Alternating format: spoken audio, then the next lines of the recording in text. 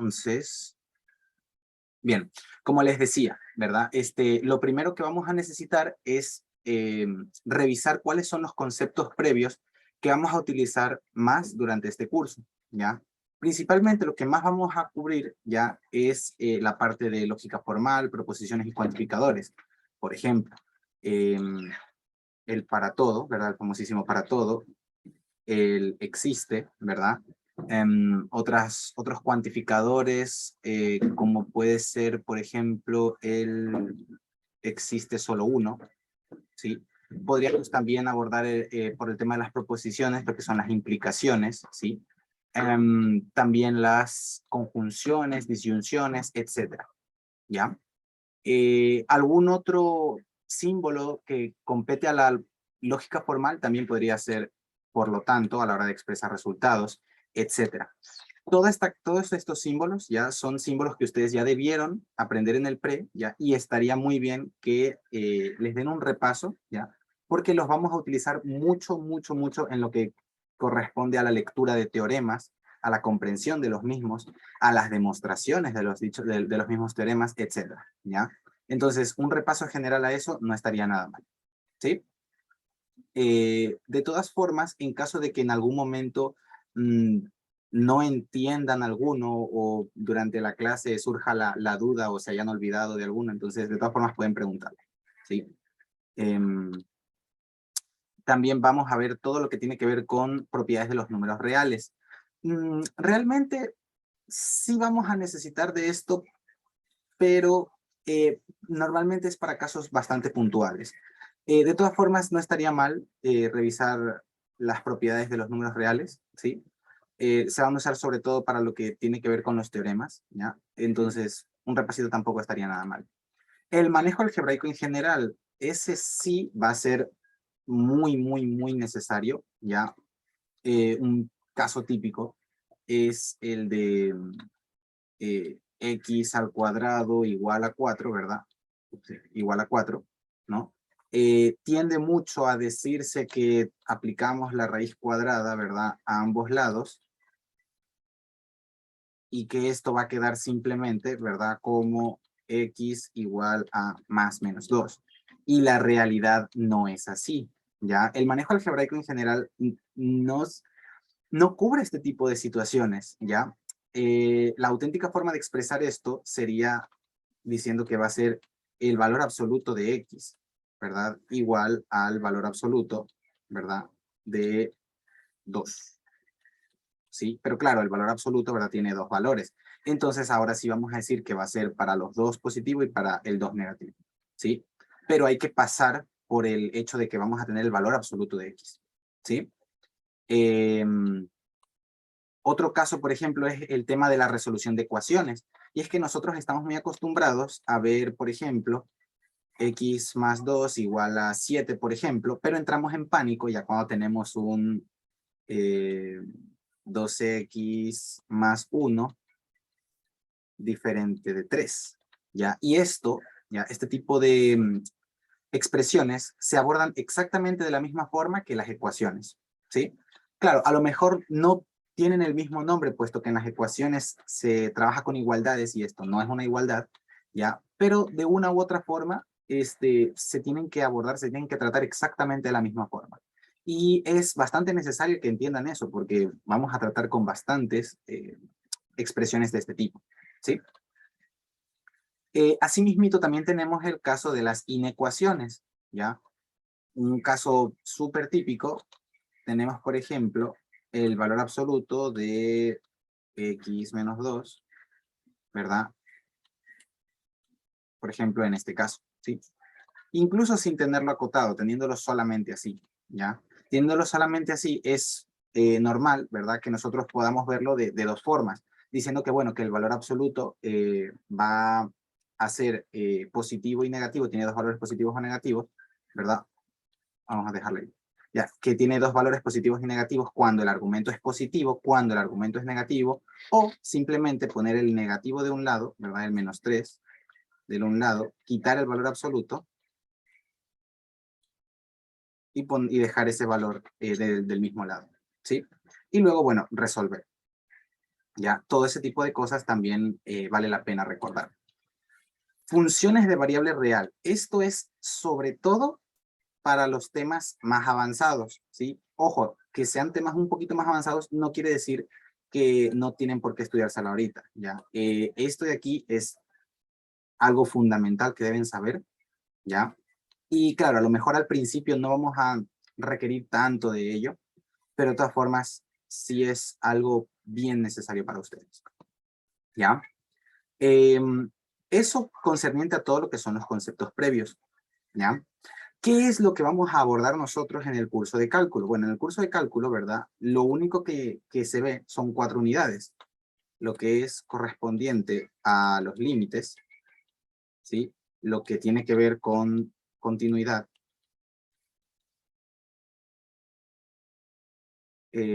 Después de continuidad, lo que tenemos que ver, sí. Ya, después de continuidad, viene la derivada. Y por último es las integrales.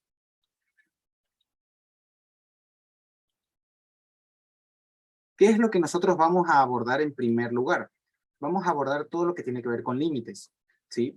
Y claro, nosotros para poder entender un límite, ¿ya? Tenemos que tener ciertas nociones, ¿ya? De lo que significa la existencia de un límite, ¿ya? También tener en cuenta que todo lo que existe en matemáticas tiene una demostración, una razón de ser, un porqué. De manera que para nosotros saber lo que significa un límite, primero tenemos que definirlo formalmente para luego poder aplicarlo. Y claro, esa definición formal requiere cierta rigurosidad, ya que se obtiene entendiendo lo que son las nociones topológicas, ¿sí? Que va a ser realmente lo primero que vamos a ver, ¿ya? Durante el curso, ¿sí? El día de hoy nos vamos a centrar específicamente en lo que corresponde a las nociones topológicas, ¿sí? ¿A qué nos referimos nosotros ya cuando hablamos de nociones topológicas? Bueno, principalmente nos referimos a lo que tiene que ver con métrica y espacio métrico, ¿ya? A ver, vamos a explicar básicamente qué es cada una de las dos cosas, ¿ya? Porque suenan muy iguales, pero no son iguales. Entonces, cuando nosotros escuchamos espacio métrico, ¿ya? Lo que nos referimos es que es un par X, D, ya vamos a traducirlo, ¿ya? Y cuando nosotros hablamos de métrica, lo que estamos hablando es una función distancia. Traducción. Cuando nosotros hablamos de un espacio métrico, hablamos es de un par, ¿ya? Un par X, D. ¿Qué es un par? Pues cuando nosotros tenemos un plano cartesiano, ¿verdad? Y tenemos un punto aquí, ese punto tiene sus coordenadas en X y tiene sus coordenadas en Y. Por lo tanto, ese punto es un par ordenado, X, Y. ¿Sí? Cuando nosotros veíamos, por ejemplo, coordenadas polares, ¿verdad? Las coordenadas polares, ¿verdad? Un punto en el plano polar también tiene un par, ¿verdad? R, teta, ¿sí? Esto es un par, esto es un par, y esto de aquí, ese espacio métrico, es otro par, ¿ya? ¿A qué se refiere con espacio métrico como par ordenado? Bueno, se refiere a que es un par conformado por un conjunto no vacío, al cual vamos a llamar X, ya vamos a explicar de dónde sale la X, y a una función, ¿ya? O sea que X es un conjunto, ¿ya? Y D es una función. Bueno, vamos a ir primero por la parte del conjunto, ¿verdad? Puesto que estamos en espacios métricos, ¿verdad? Vamos a suponer, por el momento al menos, que nosotros estamos en la recta real. Y la recta real, ¿verdad? Va desde menos infinito hasta más infinito, ¿no es cierto? Tiene en el medio el número 0, ¿ya? Pero si a nosotros a esa recta real le trazamos una recta perpendicular, entonces nosotros tenemos el plano cartesiano, ¿sí? ¿Qué es la que a nosotros nos compete, como les dije hace un momento? Quedarnos única y exclusivamente con la recta real. Pero si nosotros le pasamos el plano cartesiano, entonces esta recta real serían los términos en X, ¿ya? Y claro, si yo tengo términos en X minúscula, entonces quiere decir que mi conjunto va a ser X mayúscula, ¿ya? A eso se refiere con el conjunto X mayúscula. Es básicamente todos los reales, ¿sí? O, bueno, puede ser que en algún momento nos digan que no va a ser todos los reales, sino que va a ser los reales menos el cero, por ejemplo, ¿ya? De manera que es algo a tener en cuenta, ¿sí?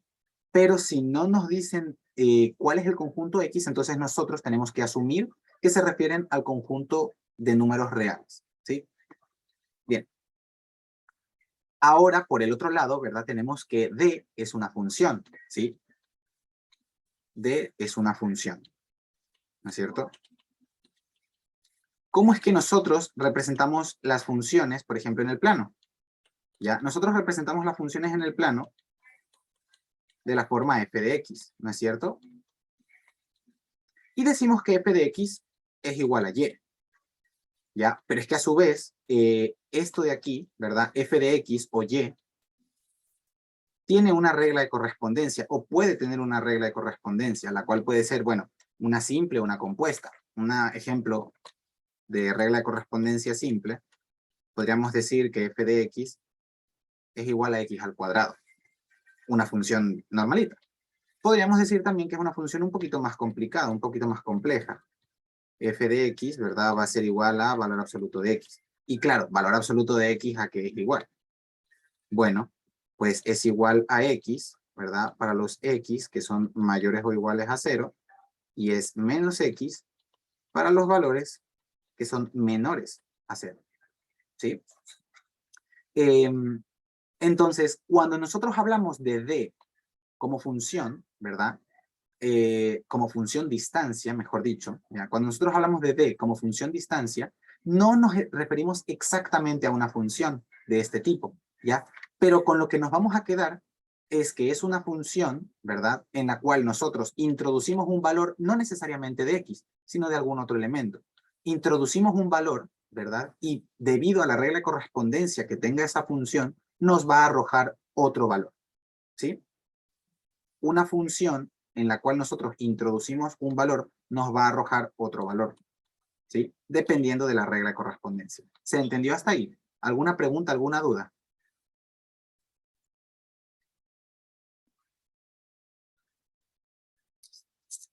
Perfecto. Entendido eso, entonces lo que nosotros tenemos que retener, ¿verdad? Es la parte en la que, repito, la distancia es una función, ¿sí? O mejor dicho, la métrica es una función distancia, ¿ya? Pero, ojo, ¿cómo nosotros sabemos que una métrica es métrica o una función distancia es una métrica? ¿Verdad? ¿Por qué? Porque si nosotros nos fijamos, ¿verdad? En la parte de acá arriba, para que exista el espacio métrico debe existir la función distancia, ¿sí? Pero si nosotros recordamos, ¿verdad? No todas estas relaciones que tenemos acá son funciones. Existe un criterio que es el criterio de la recta vertical que nos dice cuándo un gráfico, cuándo una curva en el plano es una función o no. Ejemplo, yo tengo esta curva en el plano, ¿verdad? ¿Esta curva representa una función? Respuesta no. Si yo le trazo una recta vertical, ¿verdad? Corto en dos puntos a la curva, ¿ya? Por lo tanto, esto de aquí no es una función. Sin embargo, yo puedo representar esto de la forma f de x igual a y o f de y igual a x, ¿sí? O sea, tiene una correspondencia. Hay una forma de analítica, ¿ya? De expresar esta curva en coordenadas cartesianas, ¿ya? Por lo tanto, no todas las funciones de distancia que a mí me puedan dar van a ser necesariamente métricas. Y si una métrica, o mejor dicho, si una función de distancia no es métrica, entonces el espacio métrico no existe, ¿ya? Vamos a verlo de otra forma. Traducido, lo que nosotros tenemos que entender es que D, al ser una función de distancia, tiene un conjunto de partida y tiene un conjunto de llegada, ¿ya? En este caso, el conjunto de partida es el producto cartesiano, ¿verdad? Del conjunto no vacío, ¿ya? Y llega hasta todos los reales, ¿ya? Es una forma de decir que tú le introduces un valor real y te da otro valor real. Ojo, ¿cuál es la parte importante de este valor real? Que es un par ordenado, ¿sí? ¿Por qué? Porque tenemos el conjunto X, producto cartesiano del conjunto X. Y si ustedes se acuerdan de producto cartesiano, si no, bueno, ya les estoy spoileando yo, cuando nosotros veíamos un producto cartesiano, ya lo que nosotros teníamos como resultado era un par ordenado, ¿ya? Ahora bien, si nosotros tenemos un par ordenado, acordémonos de que un par ordenado es un punto en el plano, ¿sí? Si nosotros tenemos un par ordenado, en este caso no vamos a tener un par ordenado, porque el par ordenado viene dado por X y Y. En este caso no tenemos X y Y, tenemos solamente X. Por lo tanto, no vamos a tener un punto en el plano, sino que vamos a tener dos puntos sobre la recta. ¿Se entiende por qué sobre la recta? Porque ambos conjuntos son X. Por lo tanto, solamente tengo puntos en la recta real. Y la recta real es X. O sea, es el que yo voy a tener un punto aquí, por ejemplo, y otro punto aquí, por ejemplo. ¿Ya? Y claro, si yo introduzco esos dos puntos dentro de mi función distancia, yo voy a obtener un número real. Y el número real es la distancia que hay entre dichos puntos. ¿Sí? Pero claro, como les decía, para que exista ya esa distancia, tiene que cumplirse con ciertos requisitos, ¿ya? Tienen que cumplirse ciertos axiomas, ¿ya? De momento vamos a ver, ¿ya? Cuando nosotros podemos reconocer que una métrica es métrica o que una función distancia es una métrica, ¿ya? Y luego vamos a definir qué es exactamente una métrica, ¿ya? Entonces, es un clásico, ¿ya? Tener, por ejemplo, las métricas o espacios métricos euclidianos, ¿ya? Que podría ser el valor absoluto de P menos Q, ¿sí? O podría ser, por ejemplo, este de aquí, el espacio euclidiano, el espacio métrico euclidiano en R2. Como nosotros estamos en una sola dimensión, puesto que estamos en el producto cartesiano de X y X, ¿ya? Vamos a quedarnos un poquito con lo que corresponde al valor absoluto de P menos Q. ¿Ya? Y ahora vamos a ver qué es P y Q, ¿ya? Como les decía, para que una métrica sea considerada métrica o para que una función distancia sea considerada una métrica y por lo tanto exista el espacio métrico, ¿ya? Los requerimientos que necesitamos nosotros son estos de aquí. Ojo, había mencionado yo antes axiomas. ¿Qué es un axioma? Bueno, no se hagan bolas. Un axioma ya es una ley, es una norma, ¿ya? Es algo que debe cumplirse. Es básicamente un requerimiento, es un requisito, ¿ya?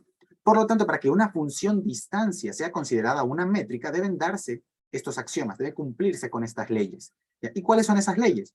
Vamos a leerlo primero formalmente. Miren que hay uso de cuantificadores, ¿ya? Vamos a leerlo primero formalmente y luego traducimos.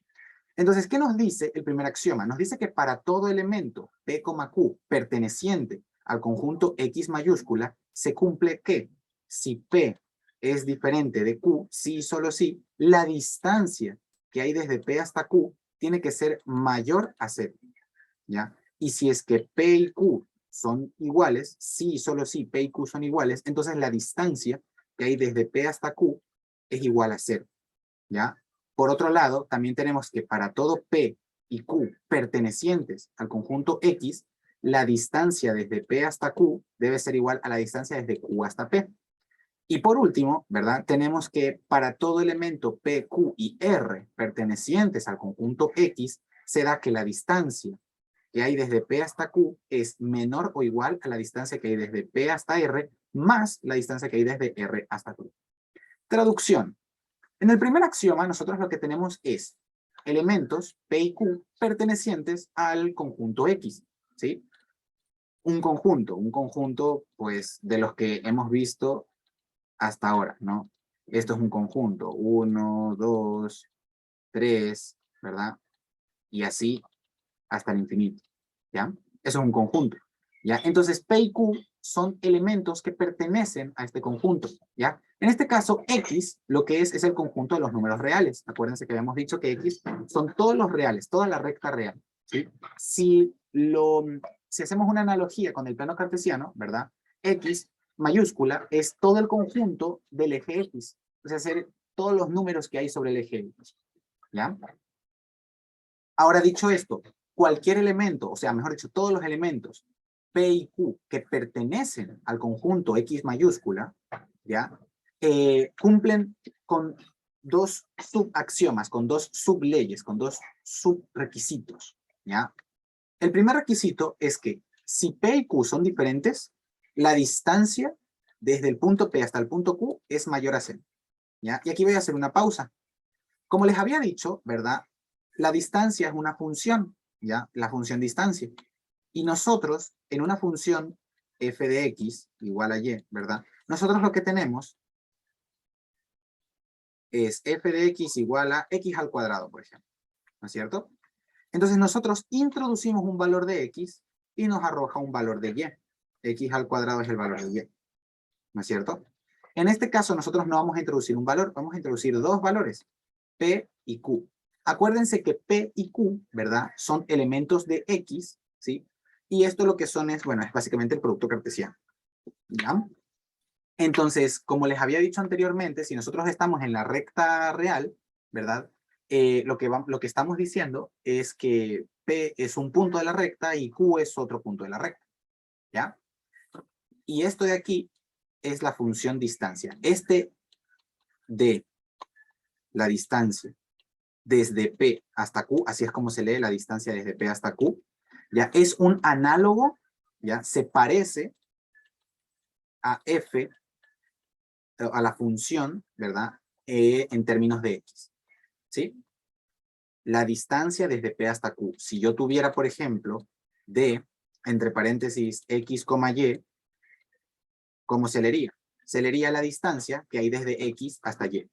Si yo tuviera D, desde R hasta S, ¿verdad? ¿Cómo se leería? Se leería la distancia que hay desde R hasta S, ¿sí? ¿Y qué es esto? Esto de aquí es simplemente un f de x. Eso quiere decir que R y S van a ser variables que yo voy a reemplazar, ¿sí? O puntos que me va a dar el problema.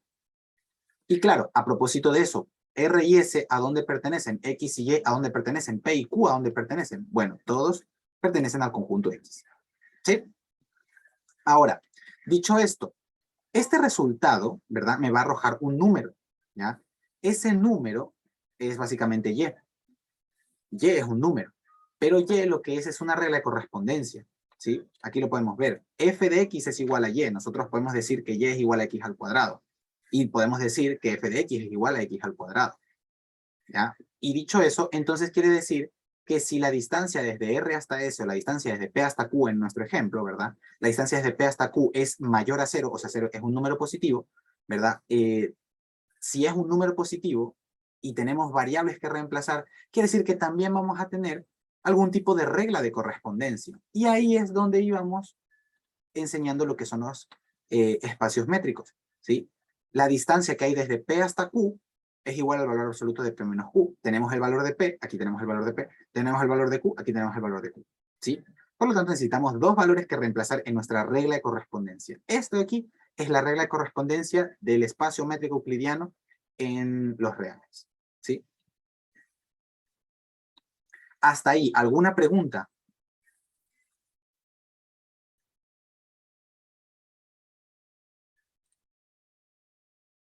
¿Vale?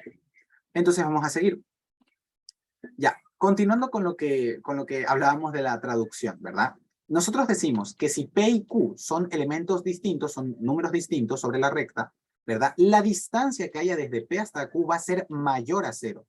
¿Qué quiero decir con eso? Bueno, yo tengo mi recta real, ¿verdad? Y yo tengo aquí P y aquí tengo Q, ¿verdad? Los separa una distancia. Claro, visualmente y por lógica, esa distancia, ¿verdad? Tiene un número, tiene un módulo, tiene una magnitud. Y si ustedes agarran una regla, ¿verdad? Si ustedes agarran una regla, van a darse cuenta de que cuando esté viendo las graduaciones de la regla, ¿verdad? Ustedes pueden ir desde el punto 1 hasta el punto 5, desde el centímetro 1 hasta el centímetro 5, ¿ya? Y hay 4 números de diferencia. Eso quiere decir que hay 4 centímetros. Les hago una pregunta. Si ustedes en vez de ir desde 1 hasta 5, hay 4, en vez de ir desde 1 hasta 5, habiendo 4, van desde 5 hasta 1, o sea, van al revés, desde 5 hasta 1, ¿sigue habiendo 4 centímetros de diferencia? Respuesta sí. Entonces, quiere decir que da igual en qué sentido vaya yo.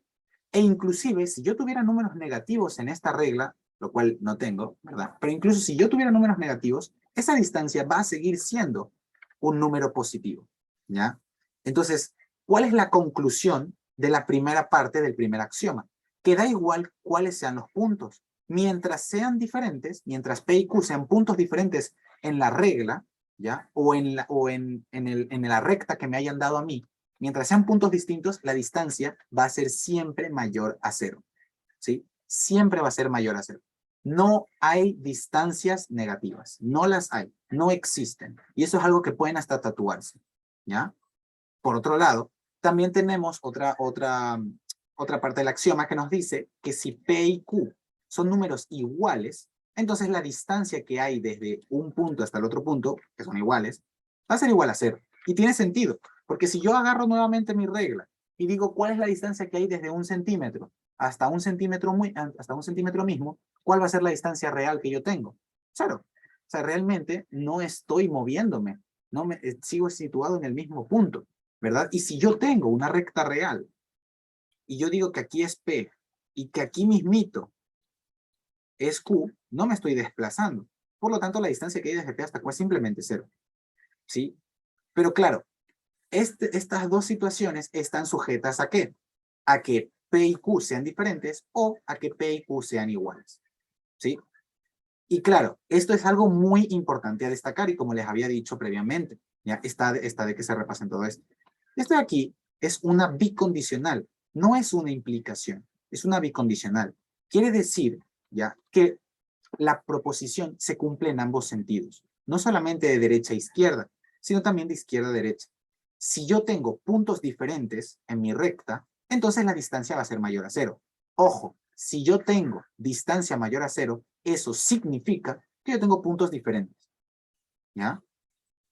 Es un clásico que Paul, en vez de decir que tienes P y Q diferentes, te diga que la distancia sea mayor a cero, o te dé un valor de distancia. Y claro, por teoría, nosotros ya sabemos que si la distancia es mayor a cero, o es diferente de cero, que solamente puede ser positiva, ¿ya? Entonces P y Q son números diferentes, ¿sí? Por otro lado, el hecho de que P y Q sean iguales implica que la distancia va a ser igual a cero. Pero ojo, que la distancia entre dos puntos sea igual a cero también implica a su vez que P y Q son iguales. Repito, puede ser que el ejercicio nos diga que la distancia desde un punto hasta otro punto es igual a cero. En ese caso nosotros ya sabemos, por teorema, que P y Q son iguales, ¿sí? En ambos sentidos se cumple la acción, ¿sí? ¿Se entendió? ¿Alguna pregunta, alguna duda hasta aquí?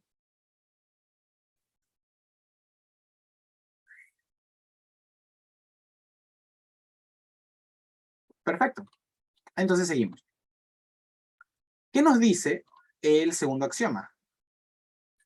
El segundo axioma lo que nos dice es que para todo elemento P y Q perteneciente al conjunto que ya habíamos visto previamente, ¿verdad? Nos dice que la distancia que hay desde P hasta Q es igual a la distancia que hay desde Q hasta P. Lo que yo les decía hace un momento, hablando acerca de la distancia positiva. Da igual si nosotros nos movemos desde el 1 hasta el 5 o desde el 5 hasta el 1. En cualquiera de los dos casos, la distancia va a seguir siendo 4 centímetros. Ni positivo, perdón, nunca va a ser negativo, solamente va a ser positivo, ¿sí?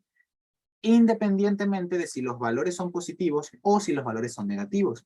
Eso es indistinto. La distancia va a ser siempre positiva. Da igual si estoy en números positivos o si estoy en números negativos. ¿Sí? Ahora, dicho eso, nosotros básicamente lo que entendemos del segundo teorema es que hay una simetría, ¿ya? Porque, les repito, da igual que nosotros vayamos desde Cuenca hasta Quito o desde Quito hasta Cuenca, porque la distancia va a seguir siendo la misma, ¿ya? P es un elemento, Q es otro elemento, la distancia que hay desde P hasta Q va a ser igual a la distancia que hay desde Q hasta P. ¿Sí? Eso es lo que nos dice el segundo acción. ¿Preguntas? ¿Dudas? ¿Se cumple siempre esto? ¿Se cumple siempre esto? Hay que ver, porque esto de aquí son axiomas, ¿verdad? Son leyes, son requisitos. Entonces, ¿se cumple siempre esto? Respuesta, no, ¿verdad? ¿Por qué? Porque en el momento en el que esto de aquí ya no se cumple, ¿ya? Entonces ya no estamos hablando de una métrica. ¿Se cumple el primer requisito siempre? En el momento en el que ya no se cumpla, ¿verdad? Entonces ya no estamos hablando de una métrica. Entonces, ¿se cumple? Sí para todas las métricas. En caso de que no se cumpla, entonces estamos ante una función que no es una métrica. ¿Sí? Por último, pero no por ello menos importante, tenemos tres elementos que pertenecen al conjunto X, ¿sí? Estos elementos van a ser P, Q y R, ¿ya? Ahora, ¿qué es lo que nos dice? Bueno, nos dice que la distancia desde el punto P hasta el punto Q va a ser menor o igual a la distancia que hay desde el punto P hasta el punto R, más la distancia que hay desde R hasta Q, ¿sí? Entendamos R como un punto intermedio, ¿sí? Ahora, ¿qué es lo que nos dice este axioma? Ya, nos dice que si nosotros tenemos tres puntos, ya, la distancia que hay entre los dos puntos que hemos venido tratando en los anteriores axiomas, ¿sí? Esa distancia va a ser menor o igual, en el mejor de los casos va a ser igual, en el peor de los casos va a ser menor, ¿ya? A la distancia que hay desde uno de esos puntos hasta el punto intermedio, más la distancia que hay desde ese punto intermedio hasta el otro de los puntos, ¿sí? ¿Y esto a qué hace alusión? ¿A qué hace referencia? Bueno, básicamente hace referencia a lo que conocemos como desigualdad triangular, que si alguien no la recuerda, ya es básicamente lo que nos dice que tres líneas cualesquiera pueden formar un triángulo, ¿ya? Y claro, si ustedes se ponen a pensar, dicen tres líneas cualesquiera pueden formar un triángulo de cualquier longitud. Bueno, pues no, la respuesta corta es no. ¿Por qué? Porque si yo tengo, por ejemplo, un lado que mide 8 centímetros y luego tengo un lado que mide 1 centímetro y otro que mide 1 centímetro, tengo tres líneas, cualesquiera, ¿verdad? Pero no forman un triángulo. Inclusive si aquí le pusiera 3 centímetros, seguiría sin unirse, ¿ya? Por lo tanto, no tres líneas cualesquiera van a formar siempre un triángulo. Y eso lo sabemos por la desigualdad triangular, ¿sí? ¿Qué nos dice básicamente? Que si yo tengo dos lados, ¿verdad? La suma de dos lados, A más B, ya va a ser menor o igual a la suma del valor absoluto de los lados. Y esta es una forma de verlo. ¿Ya? Podríamos verlo diciendo que A más B va a ser C, por ejemplo. Y C va a ser la hipotenusa. Entonces, o uno de los lados, el lado más largo. ¿Ya? C va a ser el lado más largo, ¿verdad? El valor absoluto de C va a ser menor que el valor absoluto de A, que es uno de los lados, más el valor absoluto de B, que es otro de los lados. Y claro, en el ejemplo anterior yo les dije que teníamos 8, que tenía que ser menor o igual a 1 más 1. ¿Sí? 8 es el lado más largo, C es el lado más largo, A más B es el lado más largo. Y del otro lado tengo 1 más 1, que son los lados más cortos. Por lo tanto, en este caso, si yo sumo 1 más 1 me va a ser 2, y 2 no es mayor a 8. Eso es falso. Por lo tanto, esas tres líneas no van a formar un triángulo. Como les dije, si nosotros tuviéramos en vez de 3, si nosotros tuviéramos en vez de 1, un 3 seguiría sin cumplirse, porque 1 más 3 va a ser 4, y 4 sigue siendo menor que 8, no es mayor. Por lo tanto, no se está cumpliendo la desigualdad triangular. Y si no se cumple la desigualdad triangular, entonces esos tres segmentos ya no pueden formar un triángulo. ¿Sí? Básicamente esto es lo que nos dice el tercer axioma para las funciones métricas. ¿Ya? Formas de aplicar esto a lo que nosotros conocemos como, o lo que estamos aprendiendo, que es una distancia, una función distancia o una métrica. ¿Cuál es la forma, a través de estos axiomas, de comprobar si es que una función distancia es una métrica? Bueno, tendríamos que nosotros llevar a cabo una demostración formal, ¿ya? Y esto es algo, ¿verdad?, que merece la pena bastante detallar. Si nosotros estamos ante una proposición, ¿ya?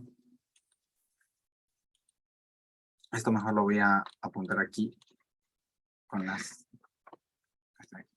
Ya, si nosotros tenemos una proposición verdadera, ¿ya?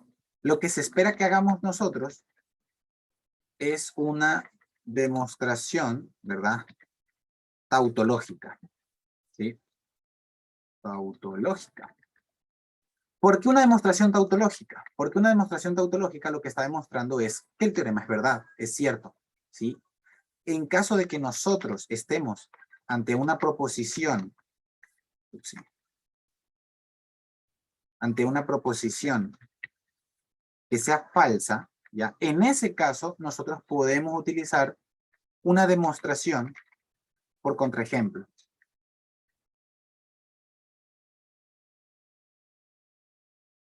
Ya, ¿por qué hago referencia a esto? Porque es súper común que hay una proposición verdadera y se hace una demostración por contraejemplo. ¿Y cómo le explicaría? A ver, una proposición verdadera quiere decir que se cumple para cualquier caso, ¿ya? Y vamos a suponer cualquier caso. X, que es un conjunto, ¿qué conjunto es? Es el conjunto de los reales. ¿Cuántos números reales hay? Hay infinitos. Van desde menos infinito hasta el 0, ¿verdad?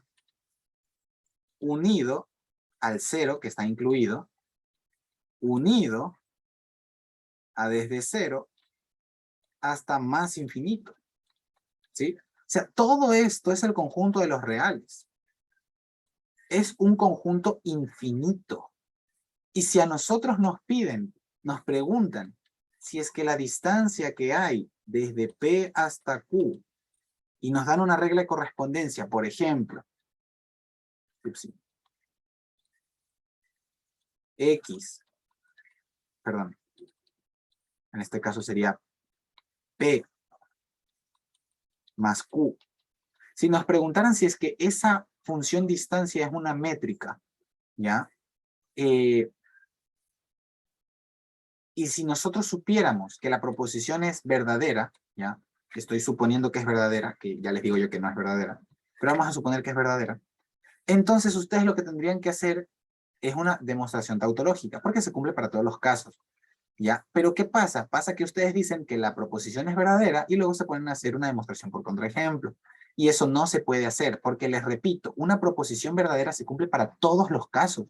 Y todos los casos es los números que van desde menos infinito hasta más infinito. Por lo tanto, ustedes tendrían que demostrar a partir de qué número. A partir desde 0 hacia más infinito. Y luego desde 0 hacia menos infinito. O sea, no les va a dar la vida para demostrar todo eso. Por eso una proposición verdadera no se demuestra por contraejemplo, se demuestra tautológicamente. Y por el contrario, una proposición falsa se demuestra por contraejemplo. ¿Sí? Esto de aquí, ya, como les dije hace un momento, esto de aquí no es una métrica. Como no es una métrica, vamos a decir que es una proposición falsa. ¿Ya? Si yo digo que esa distancia, ¿verdad? Que la distancia que hay desde P hasta Q, digo que esto de aquí es métrica, vamos a decir que es métrica.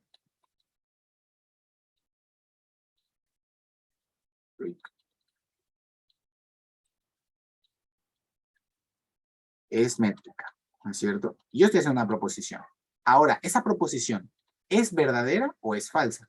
Es falsa, ¿ya? Entonces, puesto que estoy ante una proposición falsa, ¿qué es lo que yo tendría que hacer? Bueno, tendría que entonces utilizar una demostración por contraejemplo. Basta con decir que no se cumple en un ejemplo para que no sea verdadera, porque las verdaderas solamente se cumplen para todos los ejemplos, ¿sí? Como dice acá, para todo elemento P y Q. ¿Sí? Ahora, dicho esto, ahora que sabemos que las proposiciones verdaderas se demuestran tautológicamente y que las proposiciones falsas se demuestran por contraejemplo, esto de aquí es una proposición falsa, basta con dar un contraejemplo. Ya vamos a ver qué clase de contraejemplo. ¿Sí? Pero ¿qué pasaría si fuera una proposición verdadera? ¿Qué pasaría si yo les pusiera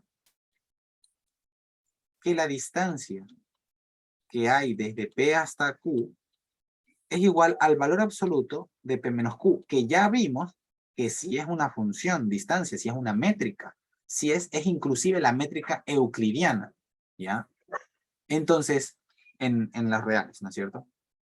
Ya, entonces, si yo les preguntara si es que la distancia que va desde P hasta Q, siendo que la distancia que va desde P hasta Q es el valor absoluto de P menos Q, es una función distancia, es una métrica, ¿verdad? Eso es calificado como verdadero, o sea que es una proposición verdadera. Si yo digo que esto es métrica, estoy diciendo la verdad. Por lo tanto, mi proposición es verdadera. ¿Ya? Si la proposición es verdadera, ¿qué clase de demostración debo llevar yo a cabo? Una demostración tautológica. ¿Sí? ¿Y cómo procedo yo a hacer una demostración tautológica? Fácil. La demostración, bueno, dentro de lo que cabe, ¿no? La demostración tautológica, ya, para diferenciarla del resto, se cumple para todos los casos. Y puesto que se cumple para todos los casos, yo no puedo utilizar individualmente cada número de mi recta numérica. Lo que tengo que hacer básicamente es agarrar letras y decir que esa letra es simplemente pues un punto cualquiera, ¿ya? Y puesto que una letra es un punto cualquiera, entonces ya estoy utilizando todos los números a mi disposición. Estoy utilizando todos los elementos de mi conjunto. Y mi conjunto es X. Y X son los reales, ¿verdad? Por lo tanto, para llevar a cabo una demostración tautológica, sí o sí debo llevar letras. Si yo quiero hacer una demostración por contraejemplo, lo que tengo que usar es números. Porque basta con que no se cumpla en un caso para que no se cumpla en el resto, ¿ya? Ojo, puede ser que se cumpla en muchos casos, pero en un caso no se cumpla. Si hay un caso en el que no se cumple, ya la proposición deja de ser verdadera, porque solamente es verdadera si se cumple para todo. ¿Ya? Dicho esto, ahora, ¿cómo vamos a proceder, por fin, cómo vamos a proceder con la demostración tautológica de que la distancia que hay desde P hasta Q va a ser igual al valor absoluto de P menos Q, ¿ya? Y que toda esa distancia va a ser una métrica? ¿Cómo demuestro yo que el valor absoluto de P menos Q es una métrica? Bueno, pues vamos a comenzar con ello. Primero que nada, la distancia que hay desde P hasta Q, acuérdense, se lee así, la distancia que hay desde P hasta Q, es igual al valor absoluto de P menos Q. ¿No es cierto? Ahora, ¿cuál es la parte que a nosotros nos interesa de aquí? Nos interesa demostrar que es una métrica. ¿Y cuáles son los requisitos para hacer una métrica? ¿Cuáles son los axiomas para hacer una métrica? El 1, el 2 y el 3. ¿Qué nos dice el primer, ¿qué nos dice el primer axioma? Bueno, el primer axioma lo que nos dice es que para todo elemento P y Q perteneciente al conjunto de los reales o de las X mayúsculas, ¿verdad? Al conjunto X mayúscula, se dan dos casos, cuando P y Q son iguales o cuando P y Q son distintos. Entonces vamos a proceder con P y Q diferentes, ¿ya? ¿Cómo empezamos nosotros? Bueno, puesto que nuestro axioma nos dice que es una bicondicional, quiere decir que podemos partir de que P y Q son diferentes y llegar a que su distancia es mayor a 0, o podemos partir de que su distancia es mayor a 0 y llegar a que P y Q son diferentes. ¿Sí? Da igual el orden en el que lo hagamos. Importante, puesto que es una bicondicional, se cumplen los dos sentidos. Entonces da igual el orden en el que lo hagamos, pero hay que demostrarlo en los dos sentidos. ¿Sí? En los dos sentidos. Hay que ir de derecha a izquierda y de izquierda a derecha. ¿Ya? Vamos a ir de izquierda a derecha.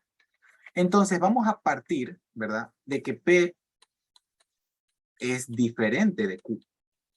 Puesto que P es diferente de Q, ¿verdad?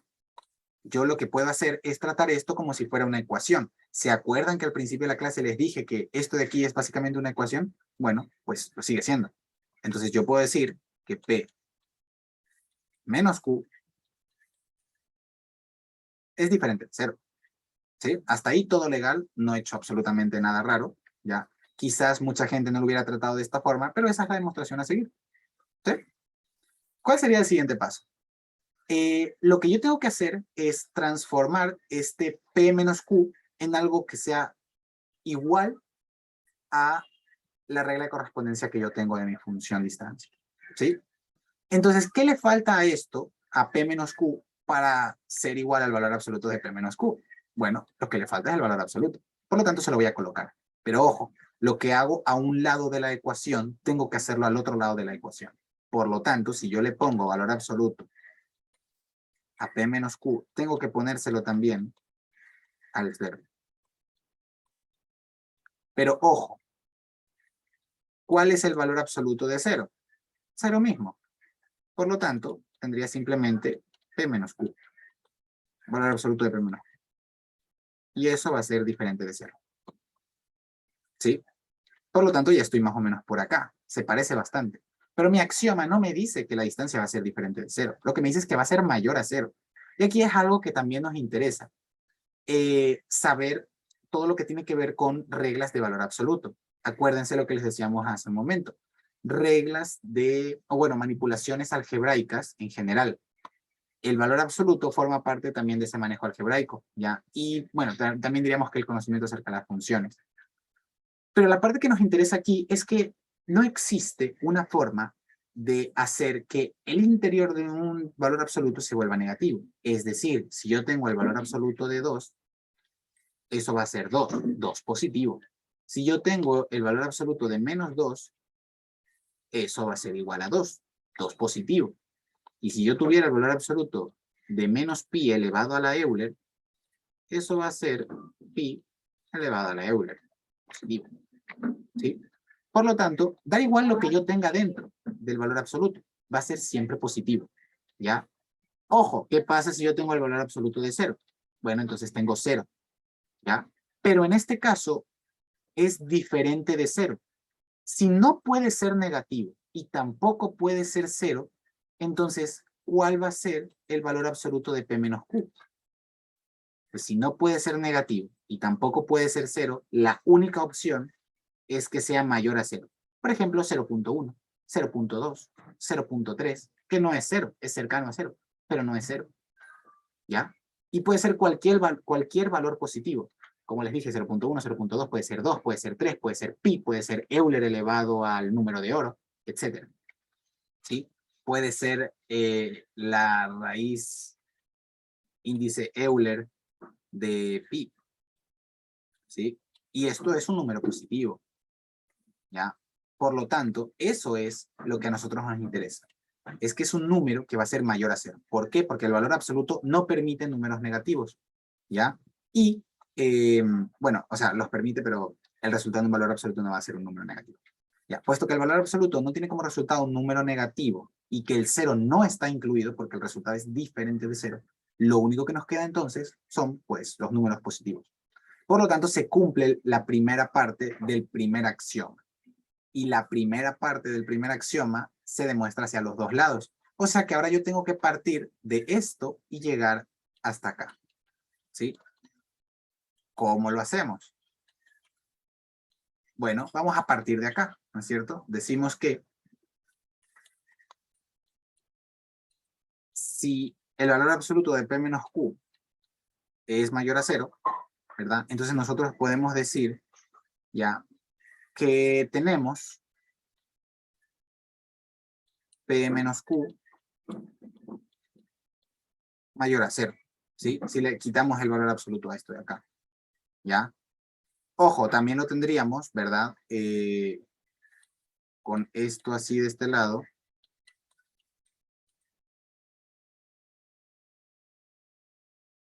¿Ya?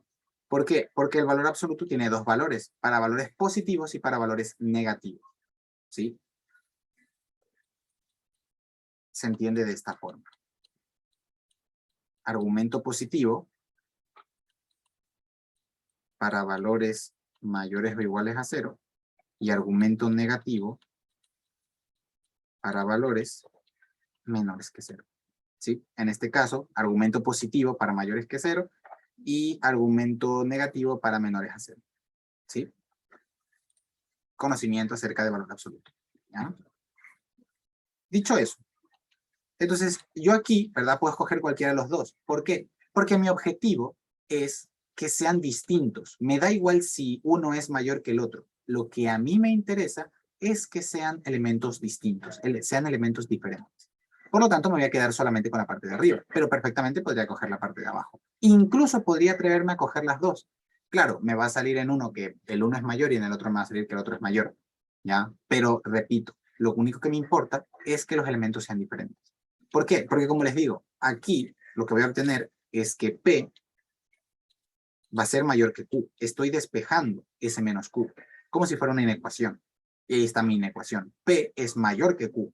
Ojo, si P es mayor que Q, P es igual a Q, respuesta no. Por lo tanto, 3 puntitos, por lo tanto, P es diferente de Q. ¿Se entendió? ¿Alguna pregunta, alguna duda? ¿Alguna cosa que quieran que repita?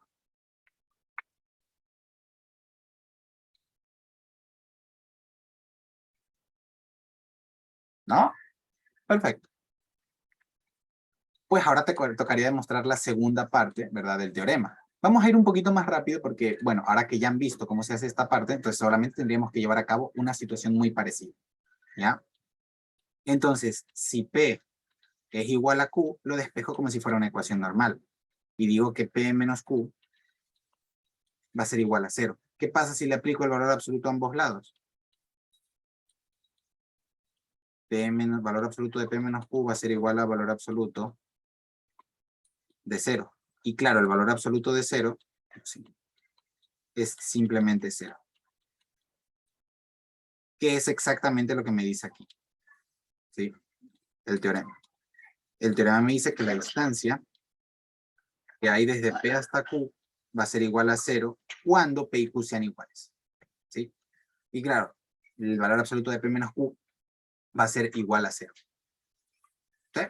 Por lo tanto, se está cumpliendo en esta dirección. Ahora tengo que demostrarlo en la otra dirección. Entonces, partiendo de acá, yo deshago ese valor absoluto. Y lo deshago en argumento positivo y argumento negativo. Y aquí puedo coger cualquiera de los dos, porque va a ser de todas formas igual, ¿sí? En este caso me voy a quedar con el de arriba, ¿no es cierto? Y digo entonces que P va a ser igual a Q, que es exactamente lo que tengo arriba, que es de donde partí. Por lo tanto, se demuestra que el primer axioma se cumple, ¿sí? Y normalmente en los exámenes se pide, por rúbrica, se pide que ustedes concluyan de esta forma. Por lo tanto, el primer axioma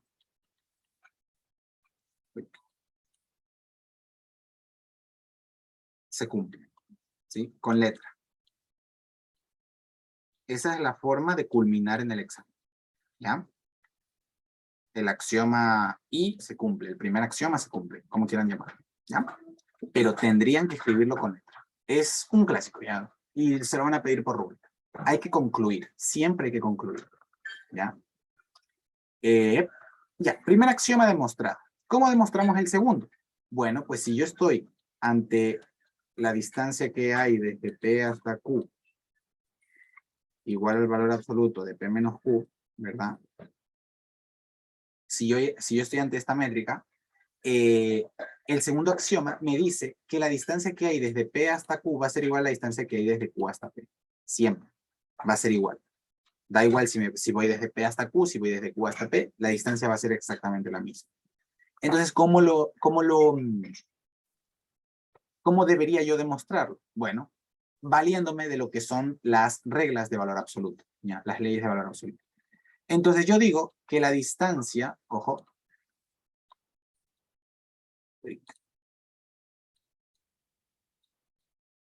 yo digo que la distancia que hay desde P hasta Q es igual a la distancia que hay desde Q hasta P.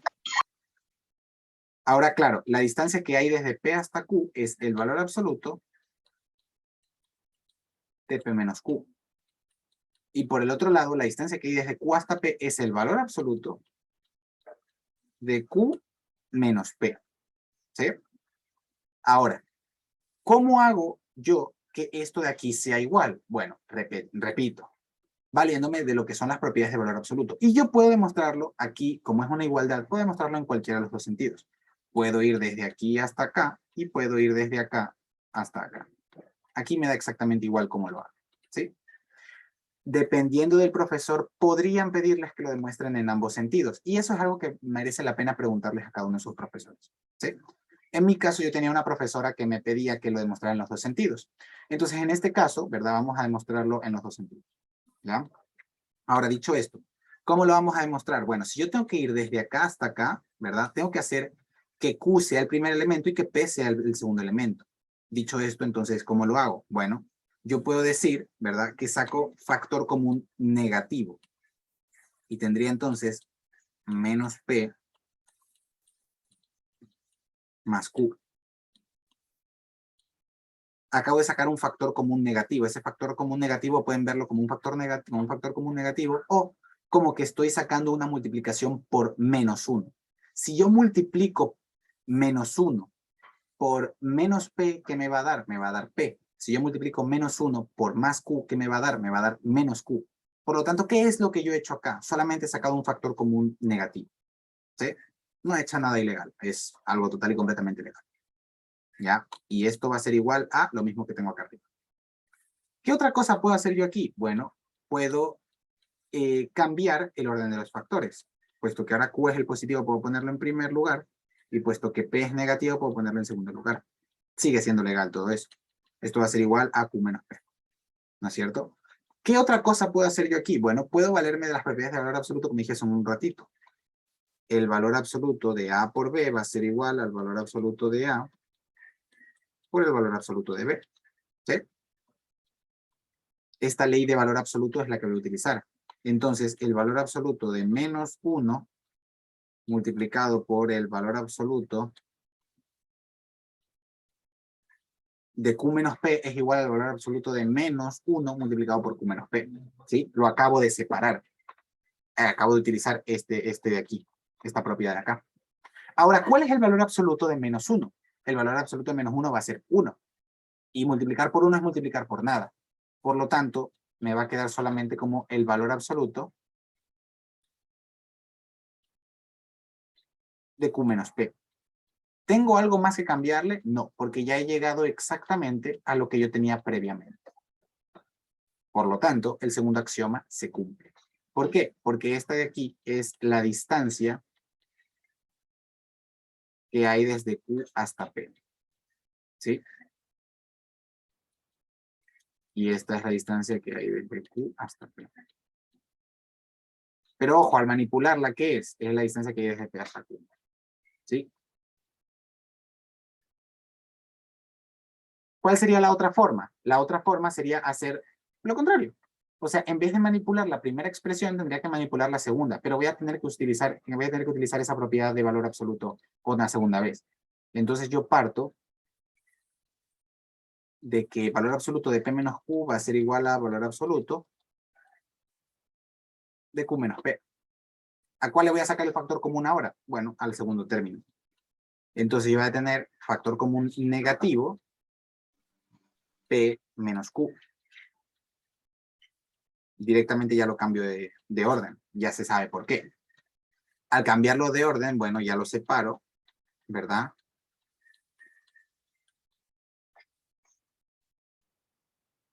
Y ahora valor absoluto de menos 1 va a ser simplemente valor absoluto de 1. P menos Q. Es exactamente lo mismo que tengo del otro lado. ¿Sí? Por lo tanto, se cumple. Yo puedo llegar desde mi antecedente hasta mi consecuente y yo puedo llegar desde mi consecuente hasta mi antecedente. ¿Sí? Y esa es la demostración del segundo axioma. ¿Para alguna pregunta o duda hasta acá? ¿Alguna cosa que quieran que repita?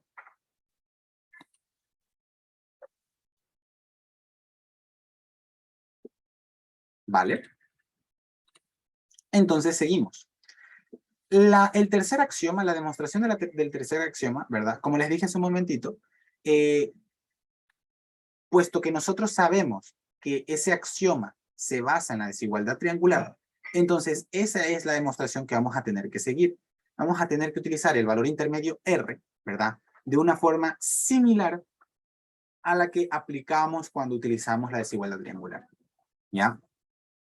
Puesto que es una demostración así un poquito como más compleja, ¿ya? Aquí está escrita como un poquito más explicativa, ¿ya? Entonces, ¿qué es lo que nosotros hacemos? Bueno, puesto que la distancia que hay desde P hasta Q es el valor absoluto de P menos Q, y eso va a ser menor o igual al valor absoluto de P menos R, que es la distancia desde P hasta R, más la distancia que hay desde R hasta Q, que va a ser el valor absoluto de R menos Q, ¿verdad? Entonces, por desigualdad triangular, lo que hago es definir A como P menos R, que es esta partecita de acá, y tengo A aquí. Defino B como R menos Q, que es esta partecita de acá, ¿verdad? Y ahora, claro, cuando hago A más B, cuando hago P menos R y R menos P, ¿verdad? Y sumo eso, ¿qué me va a dar? Me va a dar P menos Q. Por lo tanto, verificamos, ¿verdad? Que el valor absoluto de P menos Q va a ser menor o igual al valor absoluto de P menos R más el valor absoluto de R menos Q. ¿Sí? Vamos a escribirlo, ya, para no solamente verlo. Entonces, yo definiendo A como P menos R y definiendo B como R menos Q, ¿qué pasa si yo sumo A y B? Si yo sumo A y B, lo que tengo es P menos R más, R menos Q. Rompiendo paréntesis, P menos R más R menos Q. R y R se me va a ir. Por lo tanto, A más B, ¿a qué va a ser igual? A P menos Q. ¿Sí? Entonces, claro, teniendo en cuenta que en la desigualdad triangular teníamos todos esos valores entre valor absoluto, entonces, valor absoluto de A más B menor o igual al valor absoluto de A más valor absoluto de B, entonces valor absoluto de A más B, ¿qué va a ser? P menos Q, que es lo que ya tenía definido anteriormente, menor que valor absoluto de A, que es P menos R, más valor absoluto de B, que es R menos Q. Pero ojo, ¿qué es P menos Q? Valor absoluto. Es la distancia que hay desde P hasta Q. ¿Qué es valor absoluto de P menos R?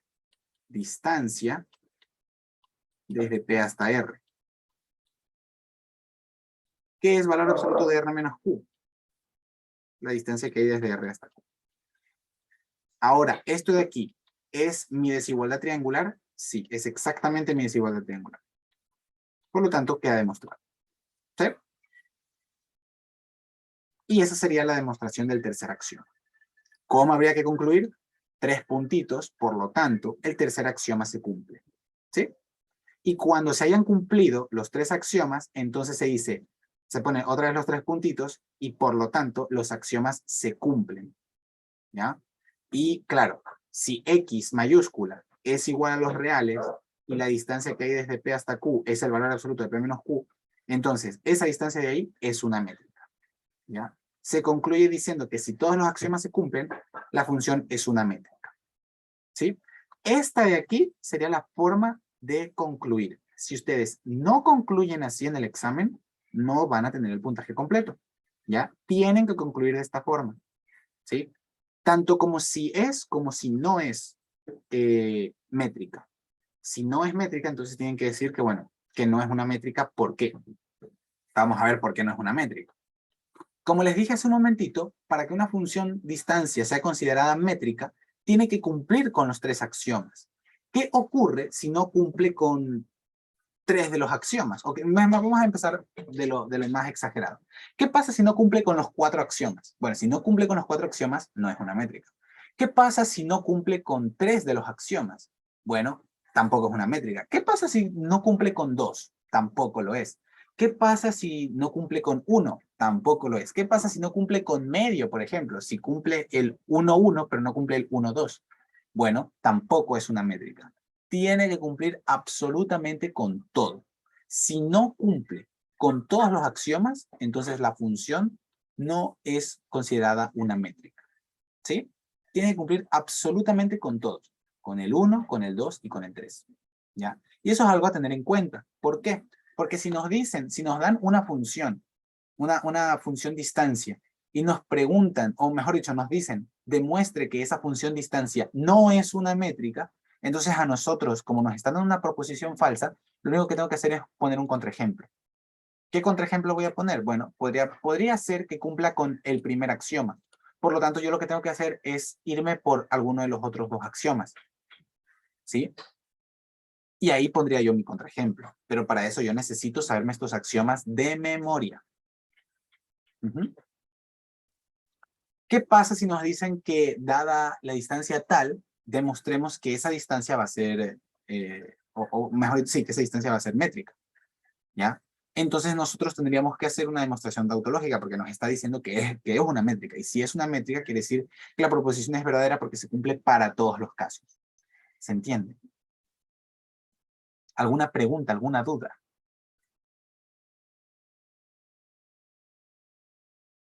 ¿Alguna cosa que quieran que repita?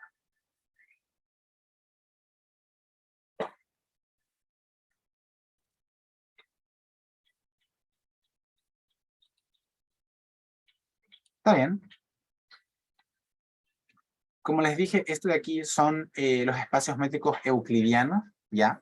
Y cabe destacar que si no se indica la métrica que hay que utilizar, hay ejercicios en los cuales no preguntan o no dan una métrica en particular, simplemente nos dicen, dado el espacio R2, por ejemplo, ¿ya? Entonces, bueno, nosotros tenemos que tener entendido que vamos a utilizar esta métrica de aquí.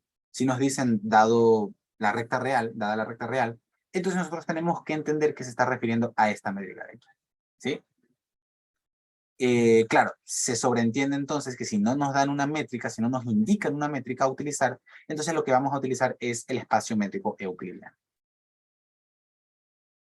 ¿Ya? Y bueno, este es un ejercicio para que ustedes lo practiquen, ¿sí? Para que ustedes lo puedan ver, ¿ya? Y claro, nos dicen que X, D es un espacio métrico. Acuérdense que cuando hablamos del par ordenado de X, D, acuérdense que D es la distancia, X, D es un espacio métrico.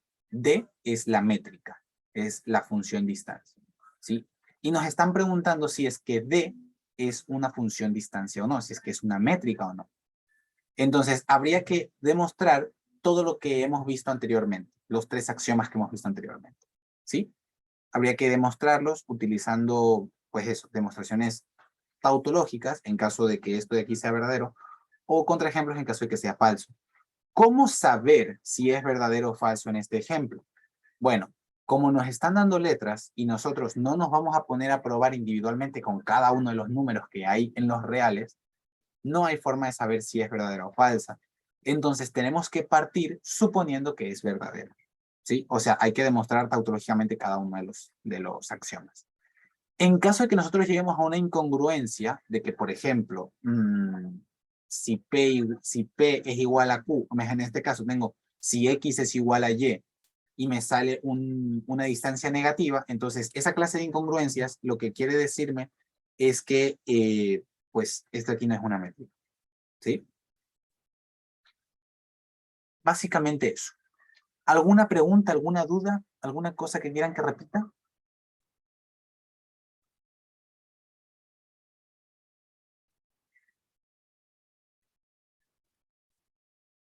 ¿No? Perfecto. Bueno, vamos entonces. Se cortó.